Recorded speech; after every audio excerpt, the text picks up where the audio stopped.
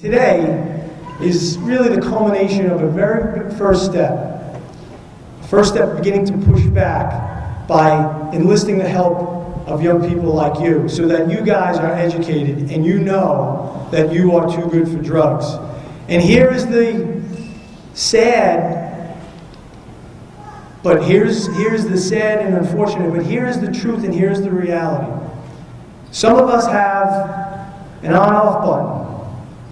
And sometimes when we go down that road and we say, we'll just try it once, no one's really going to get hurt, we don't realize, but we're flipping on that on button. And for some people, it's really, really, really hard to turn it back off. And they go down a path that is difficult and scary. And sometimes, and it's happening on Staten Island all too often, it leads with someone dying. So you guys are playing such a really important role. Kids, when those officers came into your classroom and spoke to you, did you feel their presence? Did you feel the power behind their message? Yes? No? Yes? You did. Of course you did. You know why? Because they live out here. They own a piece of this rock. They own a piece of Staten Island.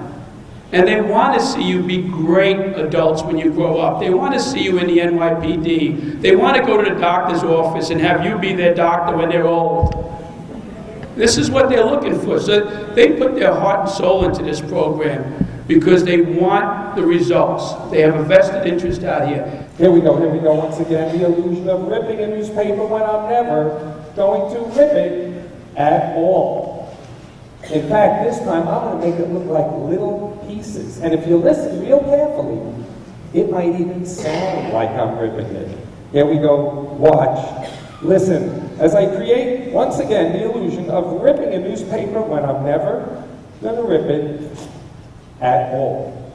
Now, some of you might think I actually ripped this newspaper, but I didn't. And to create the illusion of ripping up a newspaper is easy. But to put it back together, that's the hard part. But I'm going to try. I'm going to try. There we go. We're going to give it a squeeze over here on this side. We're going to give it a squeeze over here on this side.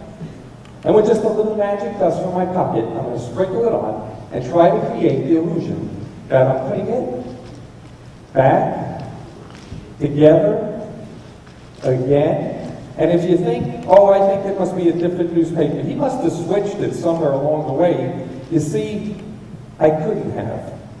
Because if I did, we wouldn't have the borough president's name on the front, my picture on the back. Let's hear it! It has been a life lesson for everyone involved. It's a life lesson for the students. They know that they're too good for drugs or alcohol. What's inside all of you is too good to ruin with anything that takes you away from your goals.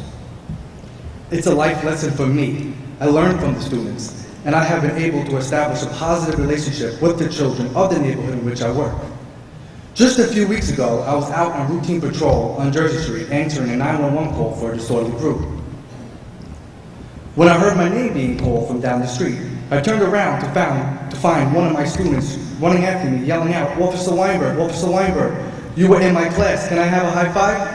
It was at that moment that I knew I made a connection and hopefully a difference in a child's life. Seeing the students in the street, having them know my name, and giving out that high five, I feel like we're in this together. And most importantly, they know that I'm here for them. What a gift this has been for me as a police officer. I am proud to say that this program has made an impact on all the students and teachers. We hope that the Too Good for Drugs program continues next year to help more students and teachers so they can learn strategies on how to avoid using drugs.